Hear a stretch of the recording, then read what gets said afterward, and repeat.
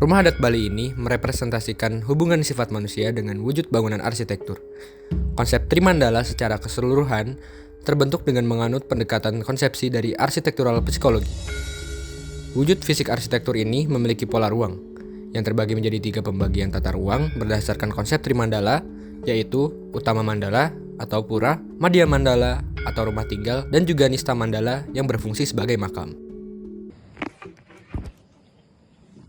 Oke, jadi kalian tahu nggak sih kalau misalkan rumah adat Bali itu dalam satu kompleknya terdapat banyak bangunan di dalamnya dan fungsinya juga berbeda-beda loh.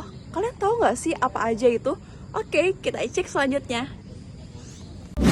Jadi, rumah adat Bali bukanlah suatu bangunan masif saja, namun merupakan kumpulan beberapa ruangan di dalam suatu kompleks rumah.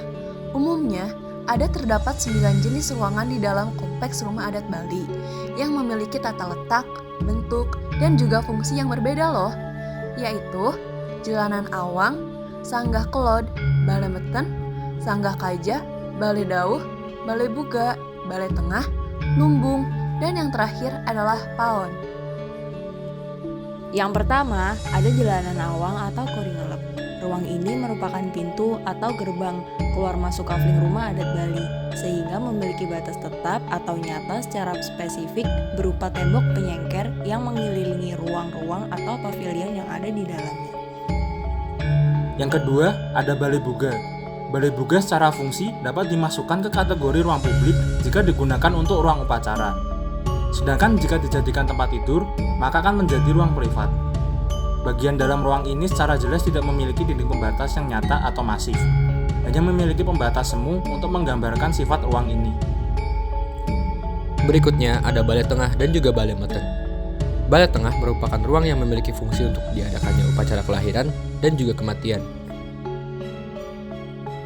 Sedangkan Balai Meten berfungsi sebagai tempat tidur dan tempat menyimpan barang berharga dari si pemilik rumah. Lalu, ada Sanggah Kaja dan juga Sanggah Kelod. Sanggah Kaja berfungsi untuk memuja Betara dari Nis atau Dewa Gede Dangin.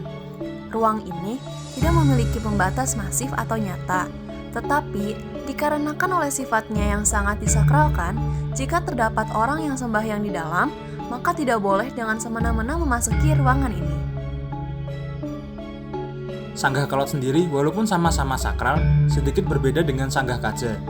Tempat ini merupakan bagian yang sakral dalam rumah adat Bali. Fungsi utamanya untuk melakukan pemujian kepada Tuhan maupun roh leluhur.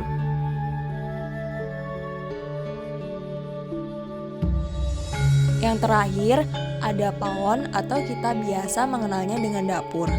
Pawon merupakan dapur atau tempat memasak dan menumbuk padi.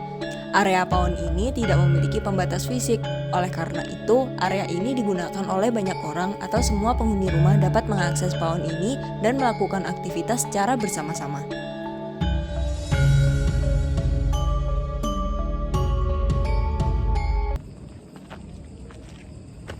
Loh, HP siapa ini? Wah, Maya nih. Mas, bisa ya mas? Oh iya mas, maaf mas, ini mas. Thank you loh mas. Iya. Oke, gimana guys? Keren banget kan arsitektur rumah adat Bali. Nah, kalian tahu gak sih? Walaupun rumah adat Bali itu didesain di masa lalu, tapi sampai sekarang masih banyak banget unsur-unsur dari arsitektur rumah adat Bali yang dipakai di tempat-tempat modern. Kalian mau tahu nggak?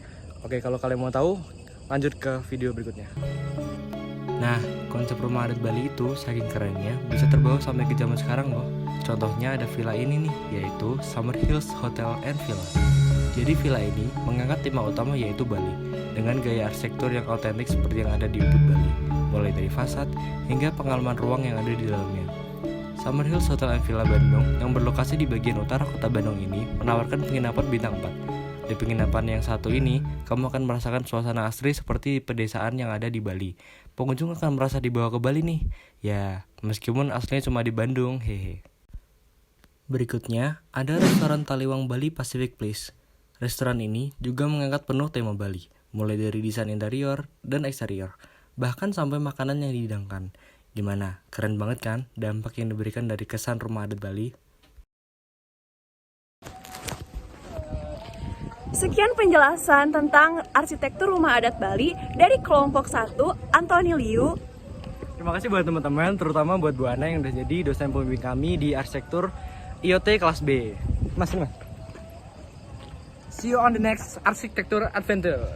Bye. Bye.